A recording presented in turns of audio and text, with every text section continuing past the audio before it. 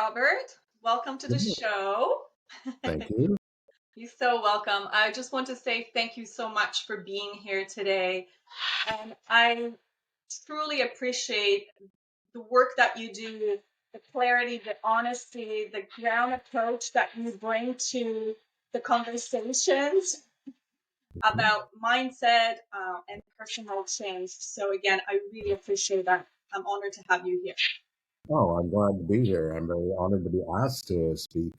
And like you've addressed, this is becoming more and more of an important topic, and it's something that I've always leaned into, and it's something that has guided me personally.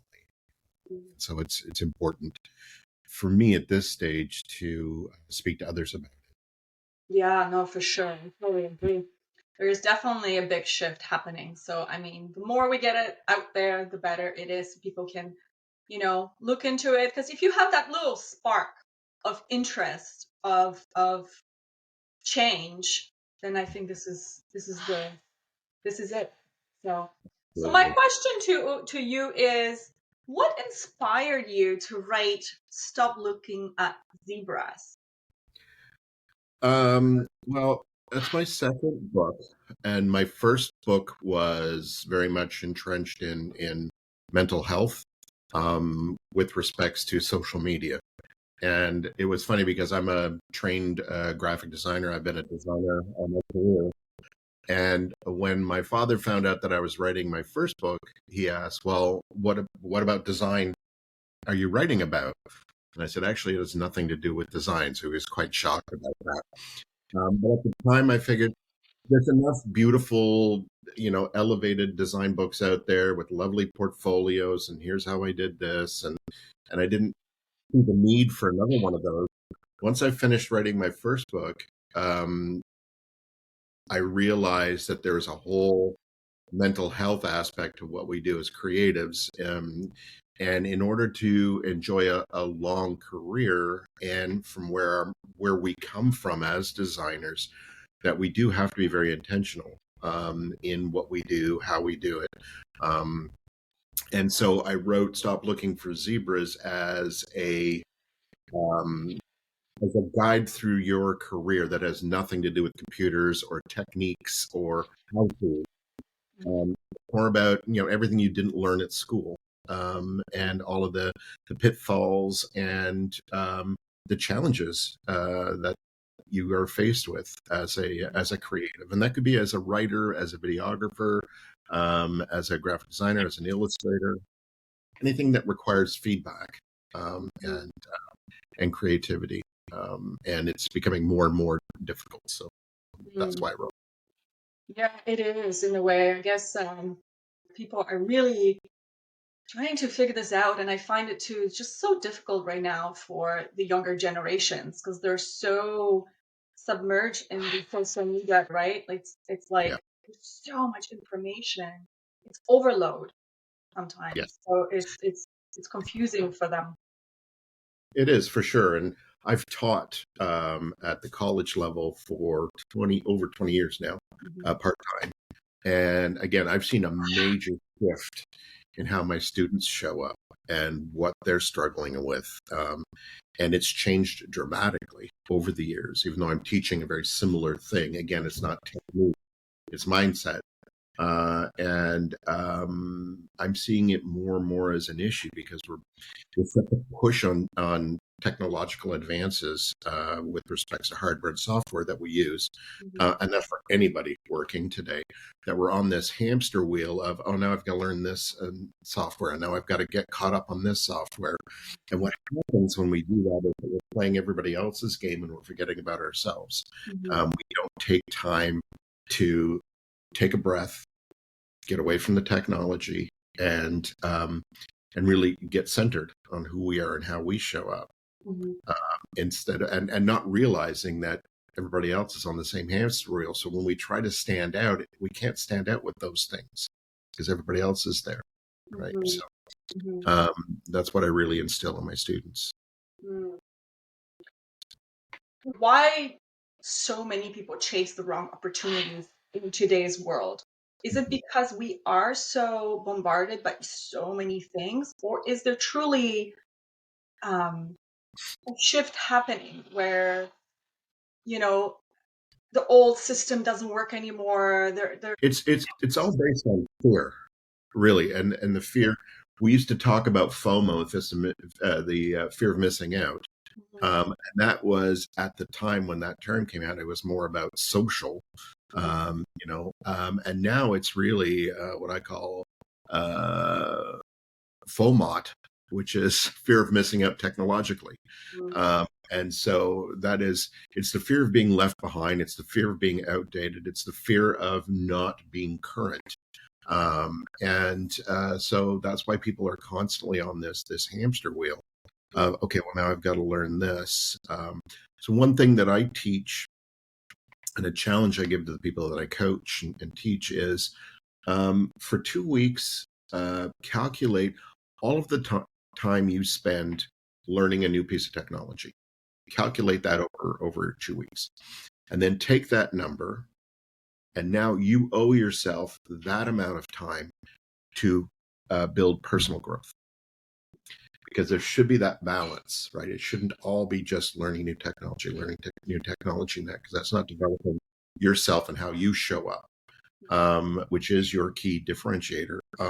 And also it's rooted in your self worth, right?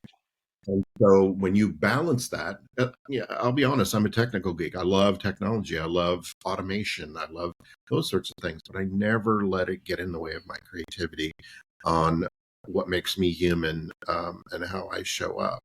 And so that's why I teach that balance is that you've got to get some time away, equal your time, if not more. I mean, you really do deserve more time on personal development than technological, but that's a way to start, is to quantify it and understand how many hours are you doing it. Wow, that's a lot in this. Okay, so now you should do these things for yourself. mhm. Yes, me personally, I have, about 3 years ago, I went through that stage where it was just like constantly on Facebook. Yep. And then I, it just wasn't getting anywhere. I just felt into that pattern of like scrolling. It just wasn't very productive. I looked at my time on my phone. I'm like, oh my gosh, I spent 7 hours on Facebook. I'm like, what the heck is going on? So then slowly, I mean, it was kind of like going back and forth, back and forth. Like I stopped for a bit, then I completely got off social media, then I went back and then I did the same thing. I was off again for 8 months. Like I'm reinventing myself in the way. And I was off for 8 months from May till now. And I'm coming back with the mindset of, you know what, there's certain things I need to focus on, but I'm not going to be pulled in. I have these reminders. I have like little stickers on my wall and that stuff, just little reminders. Don't do that. Stay away from it. You do Yep. your business, you do your things, then you lock it. You get out. You leave it. Just Yep. don't get sucked into that, right? It's very easy to get sucked in. And Yep. I know I see that in my own children as well. I have an 18, 16, and a 13-year-old, and I totally get it. My 13-year-old doesn't have iPhone, which we're like, not sure, maybe we should wait till, he's 14, 15, because, their minds are like such a sponges. And I see it in my other two. They're so hooked and it's so hard to get them off. And Well, Australia just passed a law that you can't be on social media below the age of 16. oh, wow. They just passed that. First country in the world, which I think is wonderful. Again, it's like anything. It's like drinking, driving, Yeah, voting. It should be a part of all of that, because those are all aligned with a level of maturity, right. and understanding and self-awareness, where before that, you're just too susceptible. Yeah, well, they have no control of where they're going and what they're doing, right? It's just mindless scrolling, and I really enjoy that too. I enjoy it. I love what the school system did. I'm on the Quebec side, but and my Right. kids go to English school, but that's what they did. The phones need to stay in the lockers. They're not allowed to bring in them. in the hallways, in their classes. It's absolutely fantastic. So It's interesting to me too, again, with the AI now coming in, because we've had discussions at the school level. yeah. Once AI became something of an issue to discuss with regards to homework, Mm, um, and there was a big like, how do we monitor now? In the past, we had a system where you could feed in documents that came in from students, and it would look for plagiarism. mhm, But now with AI, that's not really a thing that you can do. mhm, And that kind of mystified me in a sense, because I said, well, to me, it seems pretty easy to tell AI and not. mhm, But you've got to pay attention as an educator. You should know your students. mhm, And if they suddenly hand in papers that's using language that is not in their vocabulary, mhm, um, and elevated writing, there's certain clues there. And what I would do is I go, okay, this is a little off. So I would just call a student over, one on one, and I'd say, really, really mhm, great paper. Could you elaborate a little bit more on this part? Because I want to see where you're coming from then, and just, mhm, you know, ask them some direct questions. And you don't need any software. You don't need any more technology to fight that technology. You just need to be a person mhm, and have a conversation. mhm. Do you see that AI is going to be more present in the school systems, I mean, especially it at already, the university level? yeah, I mean, it certainly is, and you can't get away from it. So it's just a matter of how you deal with it. I'm fortunate enough that I'm teaching creativity, and that so again, it becomes very obvious if they are using those sorts of things, and in our day to day in the creative industry, I mean, AI represents a great opportunity for doing some preliminary research, for Mhm, example, mhm, and things like that. So I don't have an issue as far as that goes, because it does, it's an efficiency thing. And as long as you're fact checking and understanding that AI is not infallible, that mhm, it does lie sometimes, that it does make up things sometimes. Um, 100%. yeah, so you've just got to be, and it's funny to me because in the past schools were always like, don't trust Wikipedia because it's not, completely 100% accurate. Mhm. And somehow we find AI infallible, and it's the same thing, right? So Find ways. I'm not really into it as much yet. I mean, I know there's a lot of businesses coming out and they're like, you should take advantage of it and use it as part of your business module or whatever, but I'm not there yet myself. I'm scared. I was like, I don't know. It yeah, just sounds so different than yourself. So yeah, I'm a and little bit and skeptical about it. yeah, and rightfully so. I mean, still, there's a lot of people that are really do distrust it and don't want to go Mhm. down that rabbit hole, and that's absolutely fair. And it is at the end of the day. I just finished writing an article called "AI is Coding."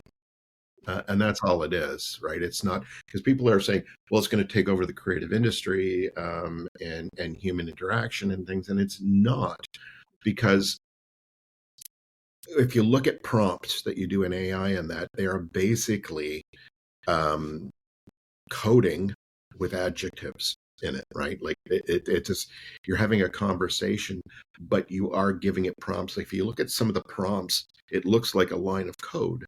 And to build a line of code and to use AI, you're using the left side of your brain. You're not using your right side. And so therefore it could never be creative because you're using the wrong side of your brain. Plus the work that AI is doing, it's just scraping from the internet. So Right. it's regurgitating. It really is mediocrity. Mm. But isn't it going to get better from now or smarter, as we say? Well, see, again, it's only getting better at plagiarism. It's only getting better at using information that it gathers from the internet and that. Yeah. And original thought doesn't originate on the computer, or on the internet. You Right. know, it's in your brain. It's in who you are as a person. It's in your life experience. It's in all of your sensibilities and empathy, all things that could never exist in that world. And that's one thing I talk to my students is one thing that we have as communicators in the graphic design world is we need to bring empathy to the table. We need to understand what the client is selling, understand their audience, understand the usage, and look at when we do get analytics and when we do get data, we need to understand that from a human level, not from a data level. The data is very valuable, but it's the interpretation of the data in a human platform is where the difference. It's like 3D printing, right? And I use this as an example for the students. AI and 3D printing are very similar in that if you're using a 3D printer and you have a bad file and you put it in, you're going to end up with a blob that's completely useless at the other end. Now, if you've got a good file that you put into the printer, which takes creativity, thought, understanding, process to really say, this is what I'm looking for, and you put it into the 3D printer, well, you're going to end up with, let's say, a figurine. But it's not done yet. You still have to polish it. You still have to paint it. You still have to prepare it. So you need human interaction, ideation, and then execution at either end of those. And the technology in the middle, whether it's AI or 3D printing, exists in the middle for efficiency and speed, right? AI is the same. You need a person at the beginning and you need a person at the end to build. Right. It's just like a helper. Yeah, so basically, it's skipping the middle part. Mm-hmm. Yeah. Exactly. And that's simply to deal with the demand that we have in culture right now. Like we live in an on-demand society. And it all started with, skip the dishes and Netflix and all of these, things on demand where we can get them instantly. The problem is in social media, it's quick, quick, quick. Yes. The problem with those services is that they're pre-existing content, right? Like Netflix, we can watch what we want when we want because it's already been created. Right.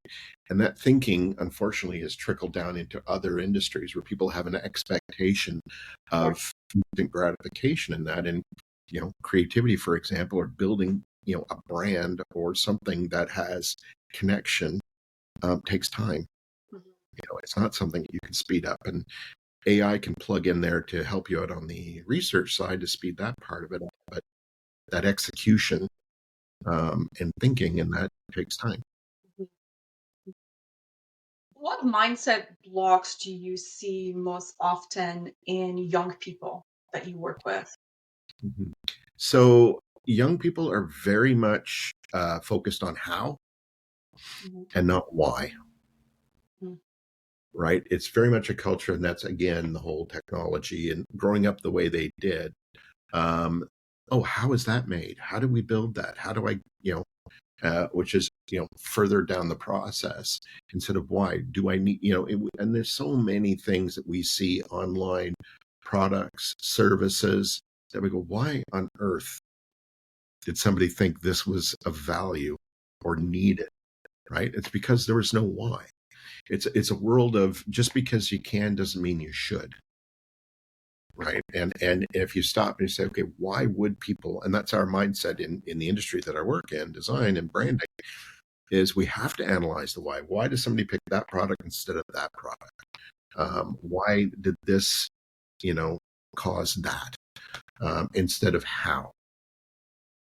So, how do we change the mindset of these kids? How do we teach them that? Okay, so the way we need to teach kids is technology is not going anywhere. AI is not going anywhere. It's going to change, and that we are very much in the gestation period of AI, where everybody's trying to figure out where and how we're going to use it. Right? Still, that it's just like when the iPhone was launched. It's called the iPhone because we needed context. At this point now, smartphone. At this point now, we use it as a phone, like below the 10 top uses of the smartphone is not phone. So AI is at that stage now. We're trying to define where does it fit and how do we use it. So for kids in education, What we need to do is to demonstrate to them through structure in the classroom, where and when.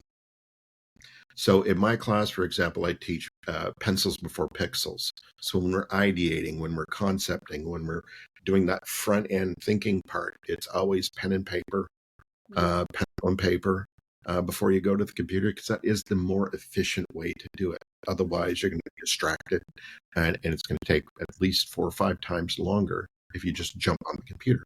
Our mindset is, oh, I'm going to jump on the computer because that's what work is. You sit in front of a computer. Secondly, it's going to make me more efficient. Well, in the creative process, it's the opposite. So if you sketch and you doodle and get some ideas out, then go to the computer, we're then using the computer for its purpose, which is efficiency, clarity, making concepts clean and more accurate mathematically and that. But you don't do that until you've got the idea. So in the classroom scenario, we need to demonstrate that, right? And so the first step is do not have computers at the desks. Because right now schools are set up that you walk in and you sit at your chair and there's a computer in front of you. So subliminally and repetition is causing to say, oh, if I've got, oh yeah, I'm going to start work now, is to sit in front of a computer.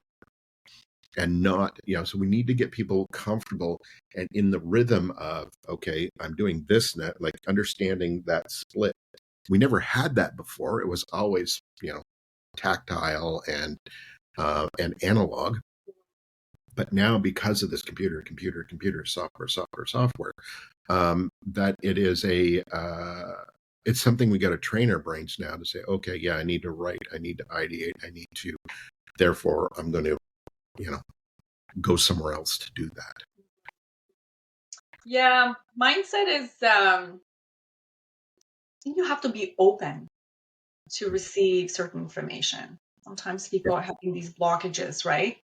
So it's like you said, I think it's just rewriting that program in our heads of how can we look at this differently, because I've said that many times. So when you have your apps and you can organize them, well, because your mindset gets to the point where it knows where it is, like you said, before you go to the class, there's a computer. It's an automatic thing.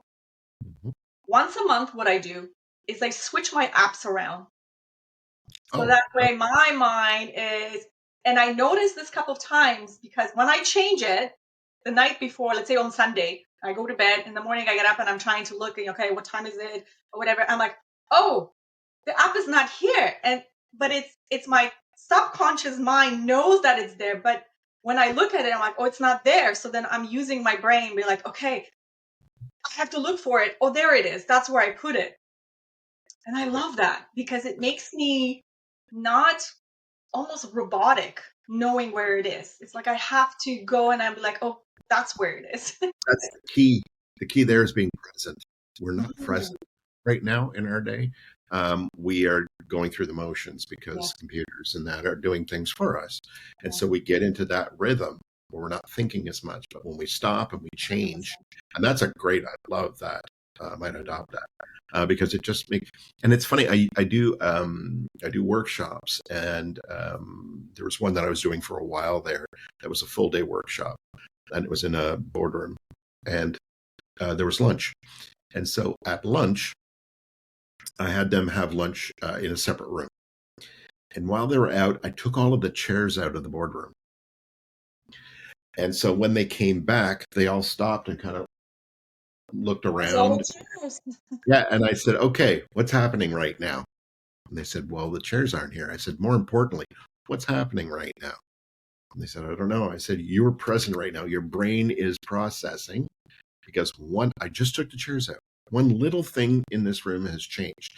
You came in this room with the idea that I'm going to sit at the chair that I was at. I've got my notebook in front of me. I've got my coffee. And you're now instantly going into the motions. I'm going to listen to this workshop. But when walking in, all I did was take the chairs out. Now you are 100% present because you're problem solving. Because you're like, okay, what is going to happen now?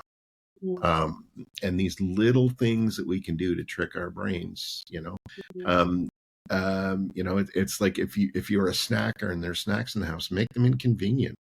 Put them really high up so you actually have to get a chair to go up and get to them or whatever. So you suddenly become present instead of just grabbing that bag of chips. Right. You have to have the presence like, no, I really want, you have that thought of, okay, is it worth going to get the chair and to climb up? Because you suddenly have to stop and problem solve and remind yourself, oh, maybe I shouldn't have the chips right now. Mhm. It's hard for people to be in the present moment, I find. And I know because I'm speaking for myself, I'm not speaking for anybody else, is that we tend to live in the past or live in the future. Yep. Very much so. And Yep. it's like, how do we bring ourselves back to this present moment, to pay attention, to be like we're talking right now, everything is off on my side. And I'm paying attention, I'm being present with you at this moment, right? Yeah. So a lot of people I find it too, that they're having a hard time with that, you Yep. know? There's a really good book called The Power of Now. Yes. Yes. And it's good. And By I highly Eckhart Tolle, recommend, yes. I recommend reading it, not listening to the Audible, because the problem with Audible is because I listen to a lot of books and that, and a lot of times they hinge on the quality of the narrator, of the reader. And unfortunately, it's the author, and his tone doesn't really work with the content. The content is much better when you're reading it. Other audibles that I've listened to have been very good because of the narrator and very connecting. But anyways, The Power of Now is very good for Mm. that. Eckhart Tolle is coming to Ottawa in May, so I can't wait. Oh, Yes. nice. Oh, that's great. Yeah. That's I'm, yeah. I'm buying it. Hopefully my husband won't be listening to this episode, but I'm getting tickets for us for Christmas. Nice. Excited, yes. Oh, I didn't know he was coming. That's awesome. Yeah. So, I'm super. Yeah. So now, what limiting beliefs keep people really stuck? And even when they, for example, know better. Mhm. Well, the biggest, again, bottom line is the biggest threat and the biggest roadblock, hurdle in your life is going to be yourself, always. And somebody will say, well, what if I was in a narcissistic, relationship or in an environment? Well, again, it's one of those situations where you've got to be centered. You've got to be aware of who you are and what you bring to the table. So your limiting beliefs are always personal, and like you said earlier, they're always based on the past or the future. And what I find mostly is people are afraid of the future. In that it's like, oh, if we look at pardon me, if they look at presenting a concept or putting something out there on social media, the first thought is always, oh, what if people don't like it? Oh, what if people get angry? Oh, what if? And what I like to say to people I coach and my students is, you're not psychic. Mhm. You don't know how someone's going to react. You don't know if that's going to be the case Mhm. until it happens. And that's we go back to, the power of now. Is that you've got to more and more we need to, because we're altering, the technology is altering how we talk. It's altering what words we use because it's telling us, oh, these are keywords that you need to put in your article that will get noticed. Oh, these are topics you need to talk about to get noticed. And again, that slowly erodes your voice. Mhm. And so there's this fear of judgment. Yes. And that goes back to, again, you are projecting on Mhm. somebody else or an audience or a time period Mhm. what the outcome is going to be. And you honestly do not know. Mm. So as well, it's funny that we live in a culture where um, they're always talking about fail often, fail quickly, in the technologies and things like that. But the other side of it is we're told not to fail in a public space, because we're being judged and we're going to get, Yeah. So it can get pretty confusing, especially for the youth. yeah. And It's that's like why I the say everything you expectation. Mhm. Everything you should do should be building yourself um, in your strength, in your inner strength. And honestly, I've coached people in Nigeria, in Asia, in Australia, the States, like a lot of different places. And every one of them, regardless of geography, regardless of economic background, regardless of race, of sex, any of those things, all of them show up because they're struggling with self awareness, they're struggling with self esteem, Mm. and they want to know how to get out of that pattern. Um, and that's most of the exercises that I take them through are self awareness exercises. Mhm. What do you bring to the table? Stop judging yourself based on other people. That's my first book was called The Frankenstein Condition. And it's all about how we Mm. manufacture this perfect human Yes. being to put yourself against, right? And it's that person could never exist. We've built them based on the best traits of people around us. And that's where this all comes down to. It's like I'm a horrible parent because this, and this. Well, did you realize that, this parent that you're judging yourself against is the amalgamation of 10 other parents, and therefore this Right. parent could never exist. It's not real. Mm. It's what we put in our head, and Hmm. then we have these Yep. beliefs, and that doesn't suit us. That they don't do any good for us. So. No, and the bottom line is the only person on the planet that we are in control of is ourselves. We have no Mm. control of other people, how they react, how they are, their backgrounds. We don't know where they're coming from, and that we're only in charge of and Our able own. to control how we show up. Mhm. And then based on the interactions that we have, we then have the freedom or ability to choose who we surround ourselves with, if they support that, or if they, or let them go if they're not in support of that, right? Mm. The ego is in the way sometimes. Mhm. Yep. Yep. What Absolutely. role does identity play in long-term success? I think that's becoming more and more important again with AI, and that I see a lot of people, let's say, applying for jobs, for example. And they're like, well, I got to dust off my resume. And it's like, yeah, you need a resume, sure, but you really need to know who you are before you put together that resume, because who you are is what's going to elevate you above other people applying for the job. Because if we just, because you're feeding your resume into the algorithm, Yes. 80% of jobs out there are done that way.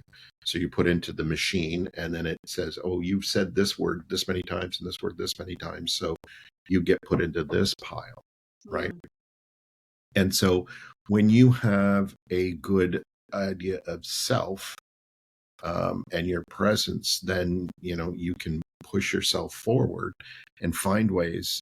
Because at the end of the day, people hire people, they hire for culture, Mhm. right?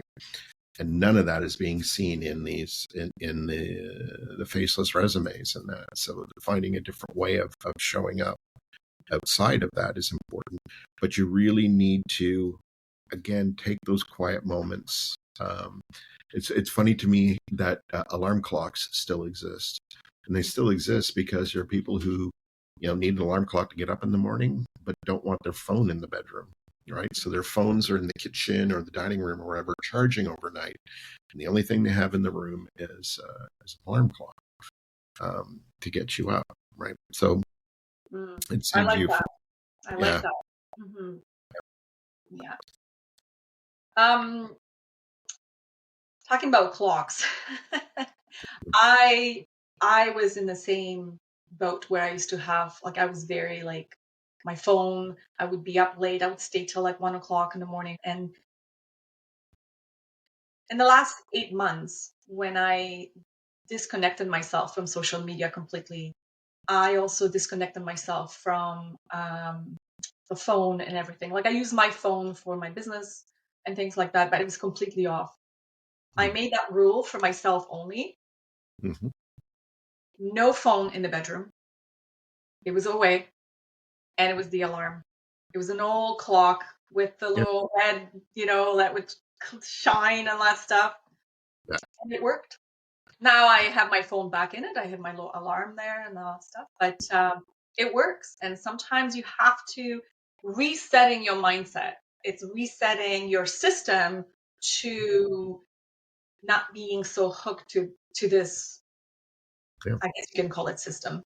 So Absolutely. And again, we make these, like I said, like with the snacks, for example, and the technology is the same. When you make it in either inconvenient, so that when you have to use it, that your brain is saying, "Oh yeah, no, I have to, so I'm going to go, right.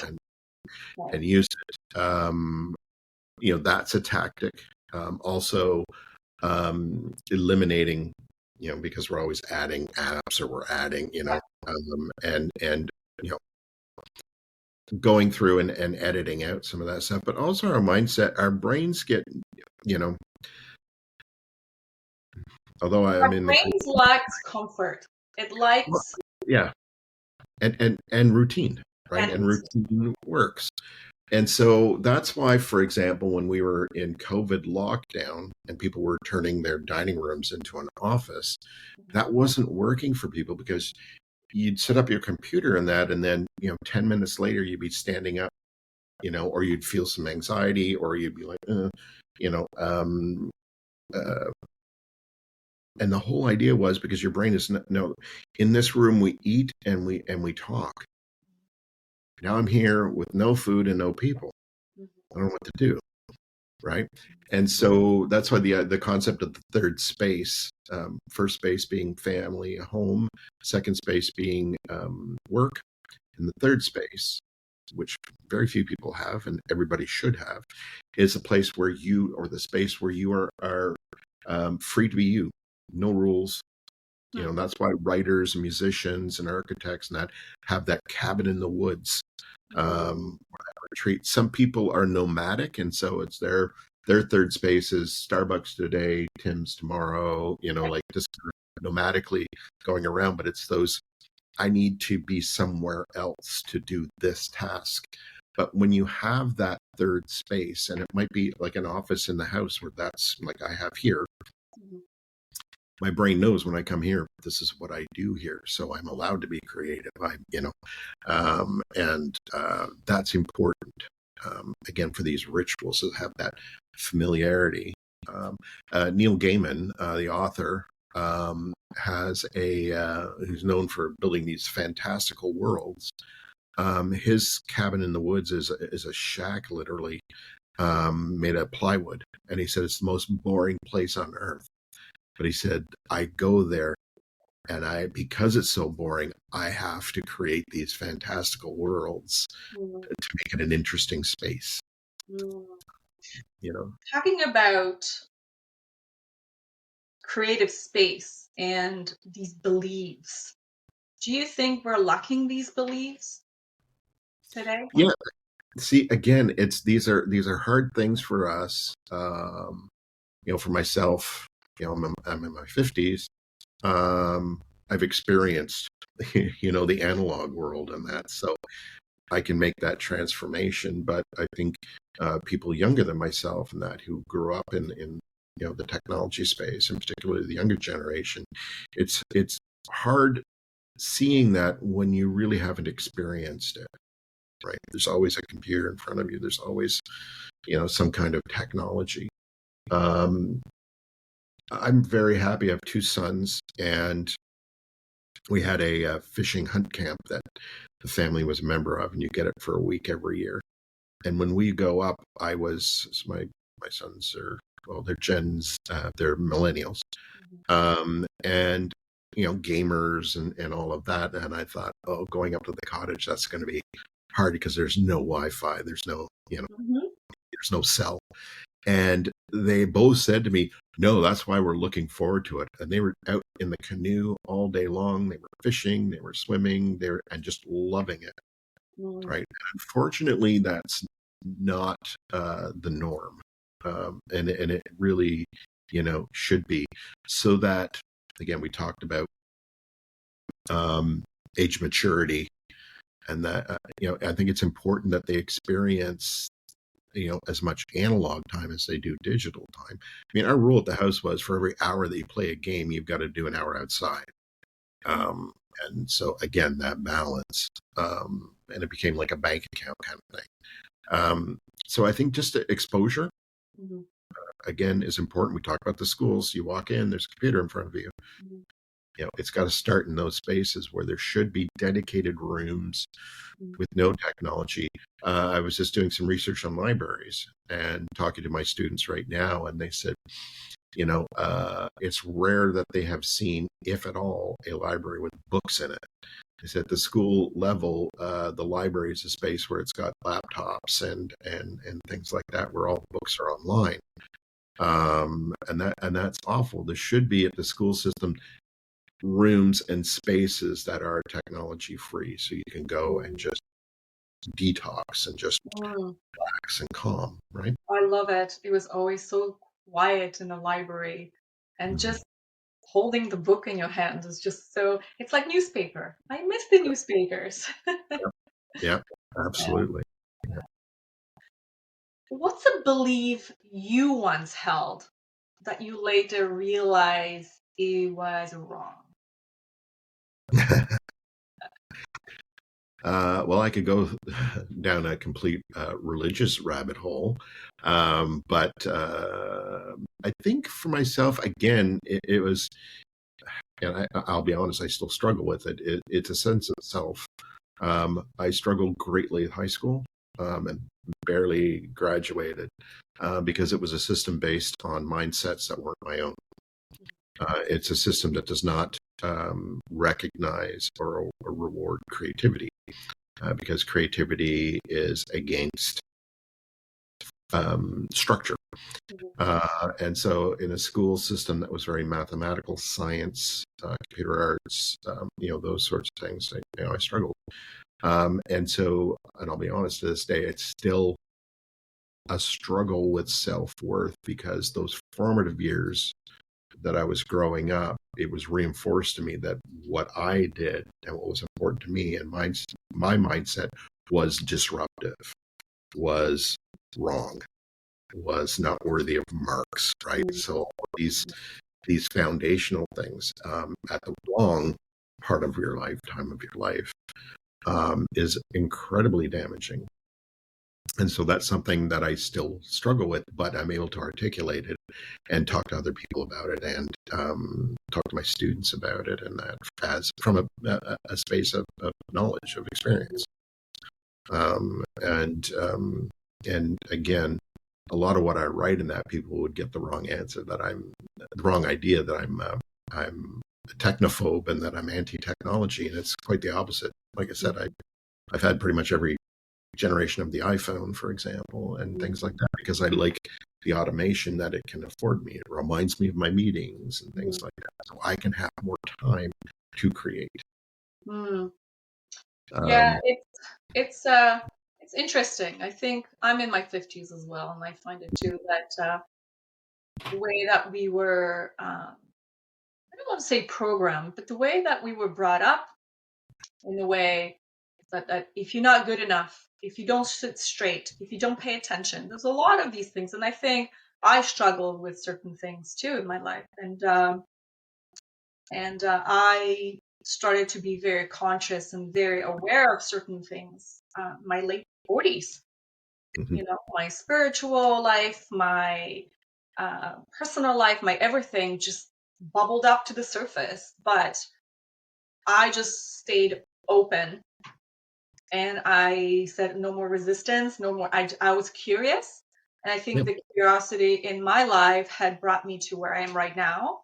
I'm still learning. It's a path of never ending journey for me right now. Yep. We're talking to people like yourself and talking to other people. It really gives you like different perspective, more understanding, asking questions, the why instead of what. I think those are the fundamental things for me. So Yeah, absolutely, and that's what it all comes down to. With my design students, I show them a short video at the beginning of every class of a different designer and their approach, because I want them to see how many different ways designers create, even though it's the same industry. And that in experiencing all these different designers and their process and how they get about their day and creating work, that they will discover their own path, right? In the sense that everybody has a different approach and different mindset. And I think that's really important, again, is context and understanding that there isn't any one answer. And that seeing other people and how they, and that, again, what we do for a living is a privilege, because we are constantly learning. To do our job properly, you've got to understand your client's business and their audience and all of those things. So you're always learning, even if you're doing, if you've done a winery and you're doing a new winery, it's not just, rinse and repeat. You've got to start from scratch. And what makes this one different? And why do they exist? And why, asking all those questions. But I think in general, outside of that industry, and that we should be that as people anyways. And a lot of the technology, including AI, is, and a lot of what I'm seeing online right now is attempts to make us dumber, attempts to make us lazier, because it's taking the process out of things. And it's the process that we learn. It's in the process that we grow. It's not the final piece, right? And everything's trying to make it so easy for us to, again, AI, you can make a beautiful painting using AI and prompts and that. But what did you learn? You only learn if you're, mixing the paint, and making mistakes and mixing the wrong color and then realizing, oh, actually, this is better. Right. Yeah, it's a good point. I think dipping your toes into this, it's important. Knowing the colors. I call it the colors of life in a way, right? Try different things and see if it works or if it doesn't. So yeah, absolutely. And again, the world obviously needs a lot more empathy right now, and understanding how we are very different, and to celebrate that and not condone it, and not condone it, and not try to push it down. Yeah. being who I am and what I do, I've always been a nonconformist, so that's kind of that's my life. It's not easy, but it makes huge difference, right? And just being aware and open. I think one of the wonderful things is my sons went to a Catholic high school, and in their, I think grade 11, religion class was world religions. And they spent the whole semester learning about Judaism and Muslim and like all of the different religions in the world, from an informational point of view.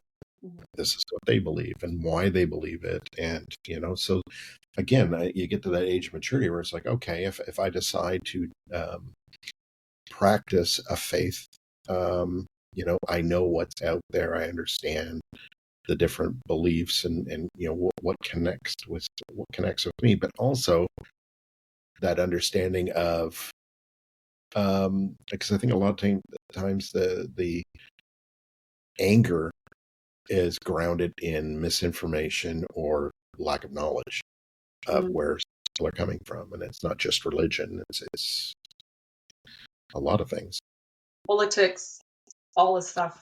Yeah. Yeah, we're not going to touch that today, but I know. But I have, like when I show these designers at the beginning of class, I always preface it by saying, just because I'm showing you this designer doesn't mean I agree with them or I like their work.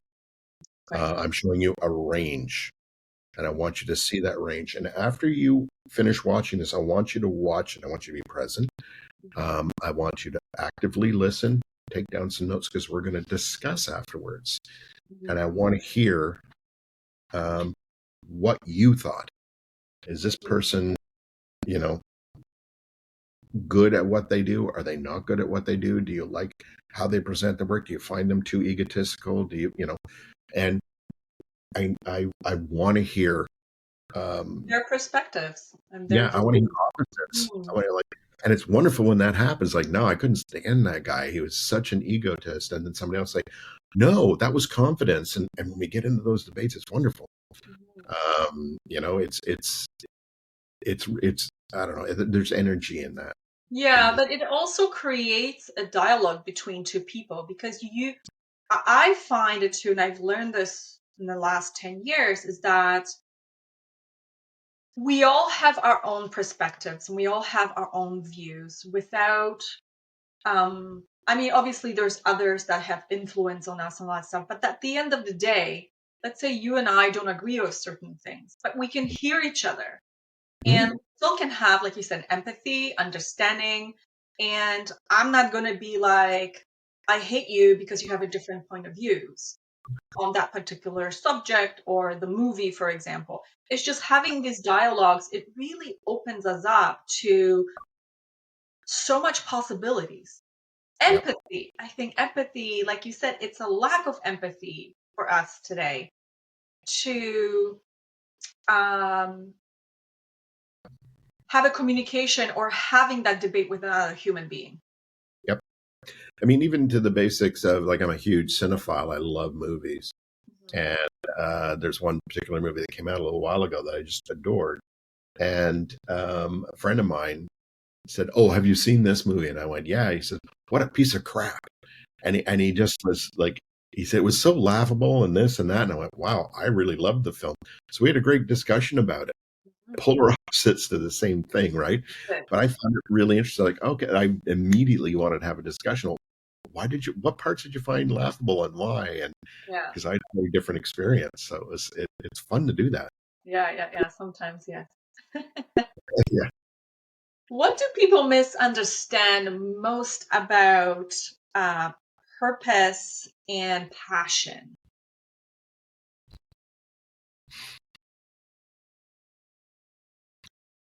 I think.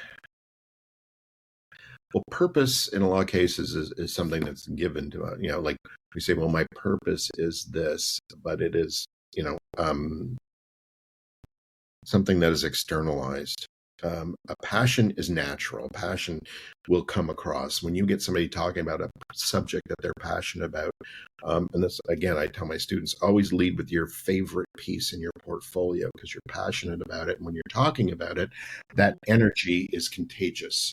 Mhm. Your position, how you're sitting or standing will change. You'll be gesturing. Your eyes will be wider. It'll be the energy is there, and that is transferable.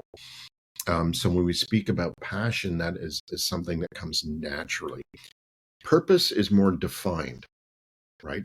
Purpose is taking passion and defining it in a structure, whether it's with career or those sorts of things. Like when I started in my industry, my purpose was to create beautiful work. Then that changed to communicate, and then that changed now to educate. So my purpose has changed. My passion has not. My purpose is now to educate. And I feel that when you reach a certain point in your career, after so many years, we all become teachers, whether we do it literally or not. We are educating the generation behind us in what we do, and that's where purpose comes in. Is our purpose is then to educate, or our purpose should be to learn, or to lead by example.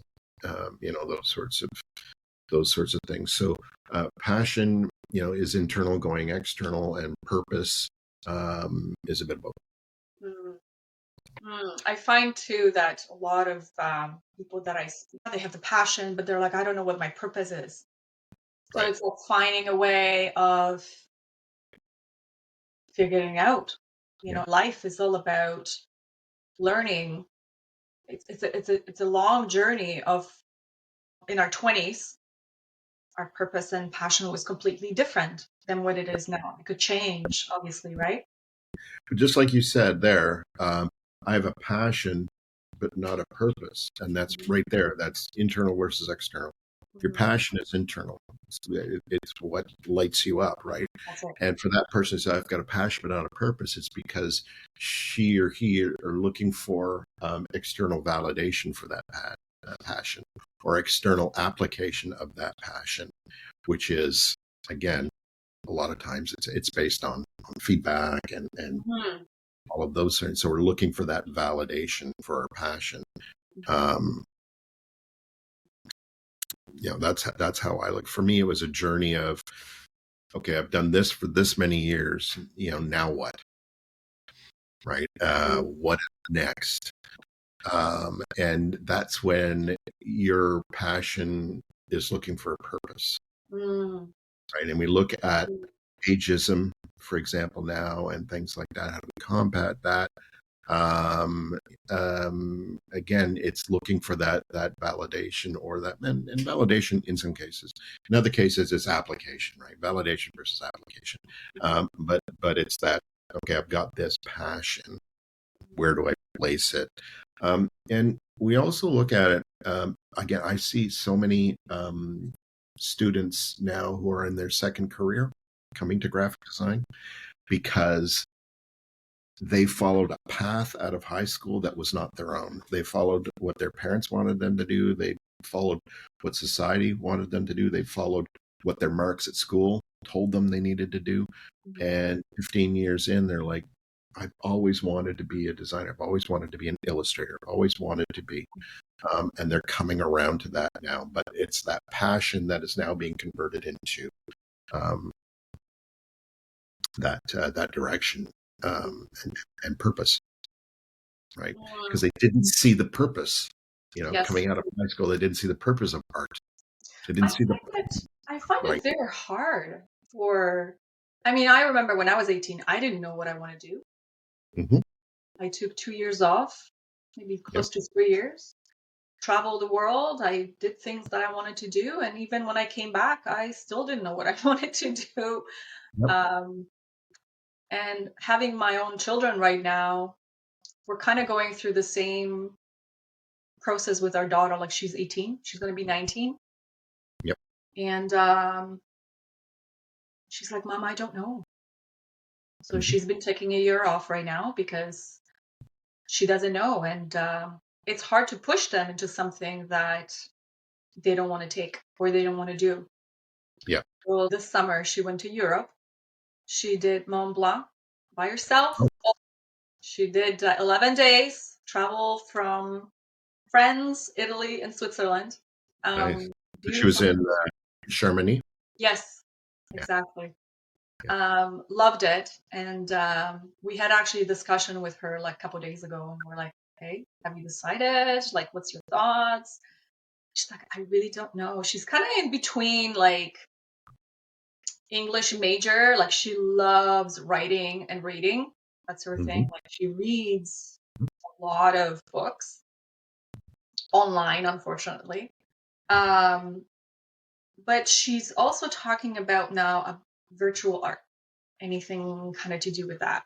Photography, that's her thing. So English major, I don't know. So we're in that stage right now trying to figure out and help her out in the next stages of her life. But at the end of the day, it's her decision Yep. because she needs to find that passion and purpose of what she wants to do Yep. in a way. And what I would suggest too, it's something that I was faced at when I graduated from college, was I Mhm. studied graphic design and photography Mhm. parallel.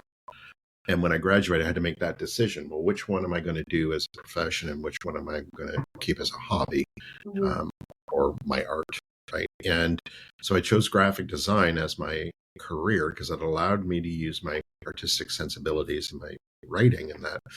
And then photography became my passion. And so I've never photographed for my graphic design clients, and that I always hired photographers, which some people are like, well, aren't you a photographer? Yes, but that's my art. I don't want it to ever be client based. I want it to be self expression. I photograph what I want to photograph when I want to photograph it. And so, in the case of your daughter, who loves reading and writing, right? And sorry, what was the other Visual arts. visual arts, right? Photography. Mhm. So, bottom line, we got to make a living. We've got to have a paycheck. So which one of those are you comfortable with making a paycheck? Mm. Which one are you going to celebrate as your personal expression, as your enjoyment, as your outlet? Right. And the lovely thing about writing is she can, again, write her own work and get it out there. We live in a society now that is so connected that you will, whatever you write, you will find an audience. Your people will. Yeah, and that's what we kept on telling her. It's just like Mhm. she's like, I don't know if anybody's going to read. So she has that mindset of no one's going to like it. Yeah. And because she's more of a fantasy um, Mhm. reader, writer. So Yep. it's like, no, just let it out there. Mhm. You will have those people that will enjoy reading uh, your work. Give them the opportunity to find you. Right now, you're not letting them find you. Hmm. And there are people out there that are going to want to read her stuff, Right, and she's not giving them the opportunity. right. Yeah. I always believe in you have to be vulnerable 100%. and put yourself out there. And I know it's hard because you and I, we've been young. Yeah. It's hard. It's hard. Yeah.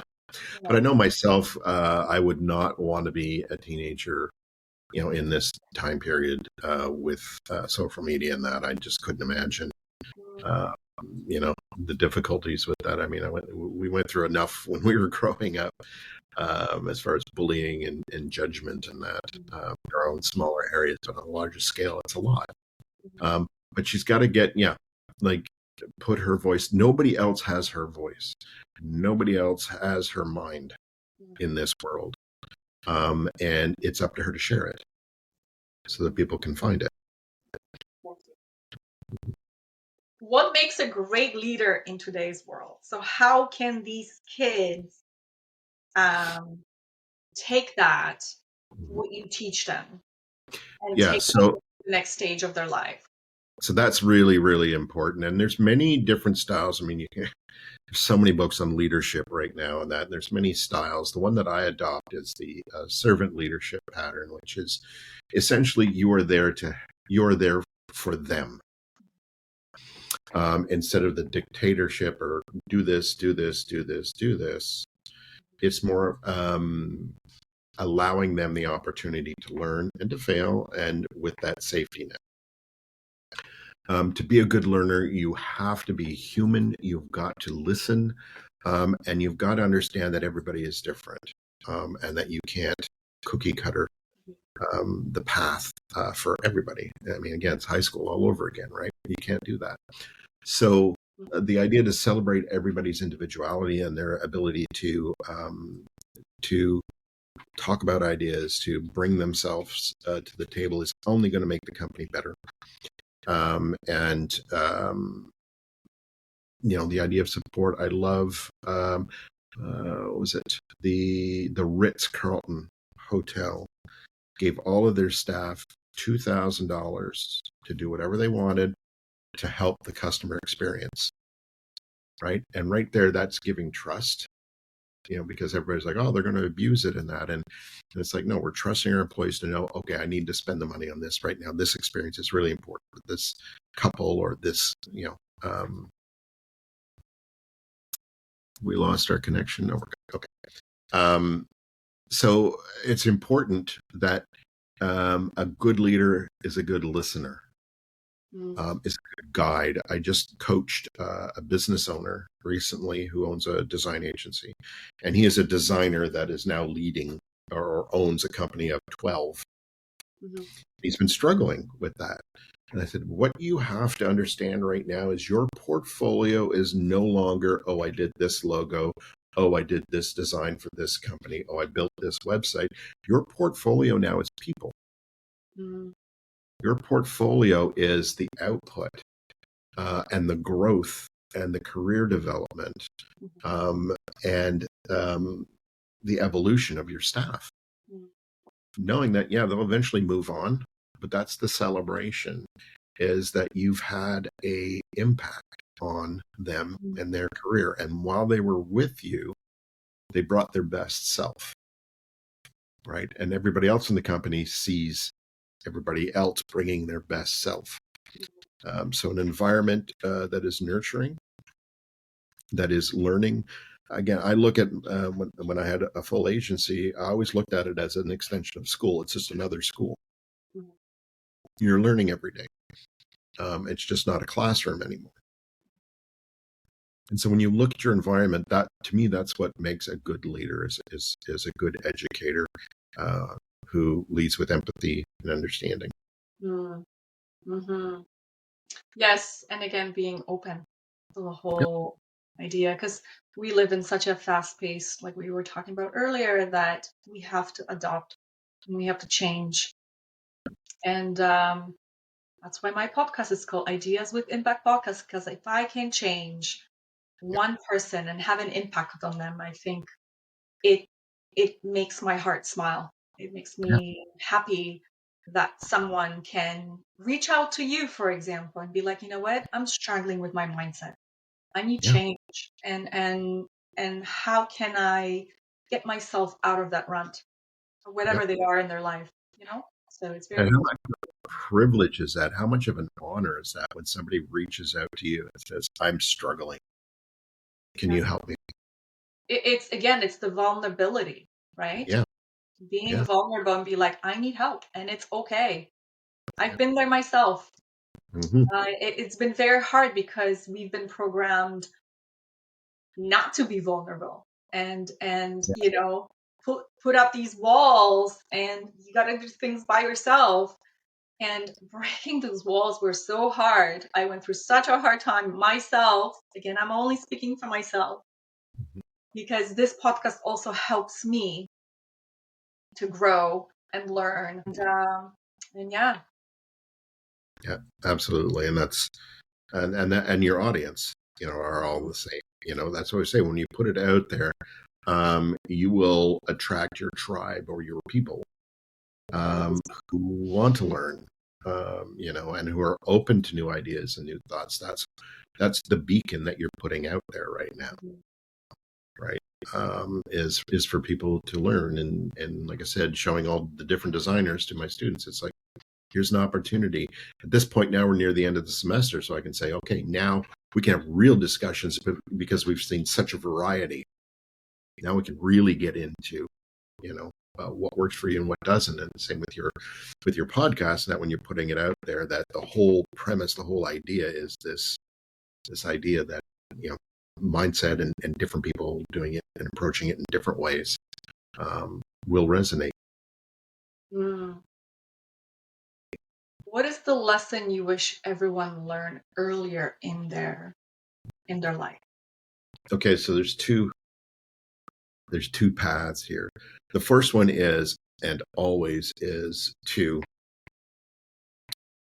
really be solid in your sense of self, is really be comfortable in your own skin. Because like I said earlier on, we're our own worst enemy, always. And if we can regulate that as much as possible and be confident in who we are, and understand that it's a very fine line. It's a razor's edge between confidence and ego, but it's an important one. And that confidence, and I think that's what a lot of people struggle with is, and I know I did myself, was that definition. Like, no, I'm not going to put myself out there. No, I'm not going to say those things because that's all ego. You need to have confidence and not mask that in ego. But again, a core confidence in self will be your best guide. And the other one is just practical. It's like learn money early in life. It'll save you so much grief. And I don't mean be led by money, because when you don't understand money, then you are led by money. When you do understand money, then it becomes something that you manage. And again, it's like anything in life. The more knowledge you have about something, the better decisions you make.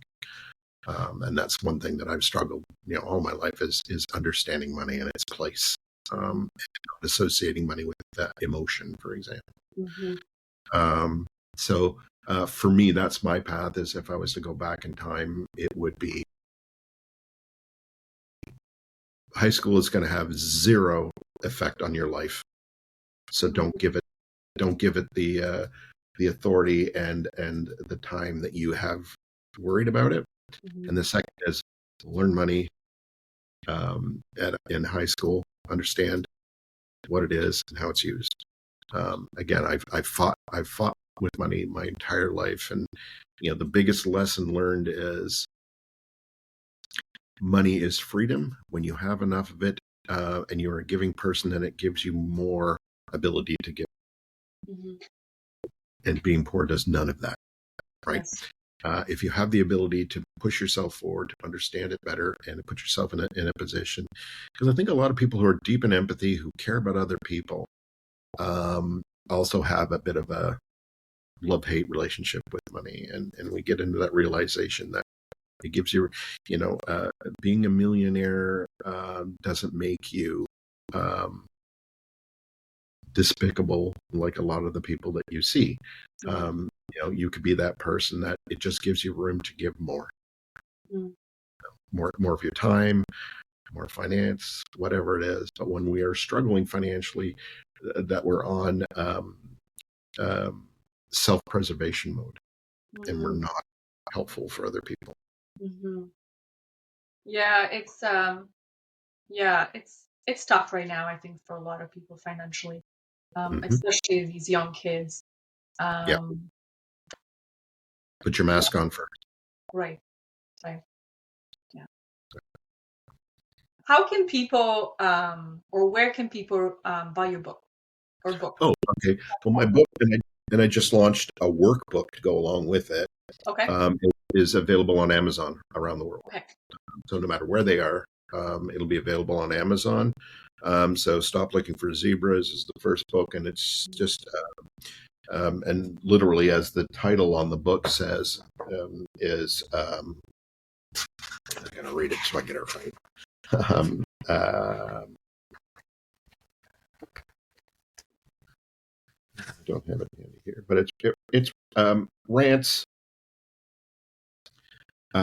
rants, essays, and observations on how to experience a long and fulfilling creative career.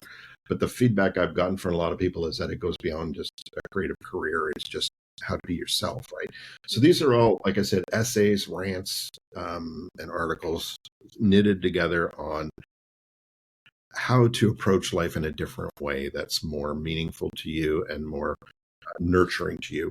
And then I wrote a workbook to go along with it, so you can do some exercises to go through those experiences. So both are available on Amazon or on my website. Is this book for anybody or mostly generated for Um, students? oh no, it's for anybody. It's for people For anybody. mid-career. I've had feedback from all stages, and that was kind of intentional. I mean, it's from my 50-year-old brain looking back, and so a lot of it. I'm a pragmatist. I'm an artistic pragmatist, which is a weird mindset. But for me, this stuff, what we do in design is communications, and therefore it has to resonate with an audience. And so everything I talk about is applicable there. It's not just big picture thinking. It's more like getting into the meat of who you are, what you do, how you do it, why you do it, who you do it to, and a lot of the psychology around what we do, like dealing with, there's an anecdote in here called present the concept and pass the potatoes. And it's a big thing that we deal with. And I think most people do, that fear of presenting in front of people, Yes. right? And so I just parallel it with a Thanksgiving dinner, saying, look, you've got one meal for a table full of people, and there is a vegan there is a meat eater there is picky Aunt Edna. I give them all names. Picky Aunt Edna that doesn't want any of her food touching, and why does Uncle Phil get more meat than I get? And then you got Uncle Phil who's just there to stir up the shit, you know. And just look at it as that, but that's one meal, and your goal with that one meal is that everybody leave the room satisfied. So when you go into your presentation, understanding that you've got those different mindsets and you're peppering in intention, that everybody's going to take something from that in their own way, that is successful. And I've had so many people email me back going, I was in a meeting last week and Aunt Edna was there, or Uncle Phil showed up. And it's just so funny. But when we personify these things, then it resonates and it makes sense. Just like the Frankenstein, right? It's like, oh, I get it. Frankenstein, he took pieces of other people, put it together to make a perfect person. We do the same, with social media. Oh, I get it. Context is so important. That's a very well put phrase. I like that. Now, in the last word, if you could leave listeners with one core message that would truly change their lives, what it would be? There's only one of you in this world. Allow everybody to experience that one. That's powerful. And I think people can actually take that into their heart and not get, because there's a lot of noise going on. Absolutely. And the only way you'll get through it is that this is who I am. This is how I show up. And that will allow you to edit. Like, no, I don't need to watch the news or today, or no, I don't need to, and that'll help you self-regulate, which is really important. But then also show up in a genuine way. So the people that do show up for you, the people that do interact with you are there for the right reasons. Any final thoughts you'd like to share? Just that I'm super grateful for this opportunity. It's been a wonderful conversation, and I very much appreciate you reaching out and having this opportunity. Thank you so much, Robert. So at the end, what I'll do is I'll have all the information, and we'll tag it along on our show notes so people can reach you if they would like that. And honestly, I really appreciate you coming on and speaking here on the show. Oh, it's been great. It's been absolutely great. So if you can email me when it's live and all of that stuff, Absolutely. and I'll let my my audience know as well. Sounds good. Thank you. Thank you so much, Aleksandra. It was great meeting you, and it was a great discussion. Same.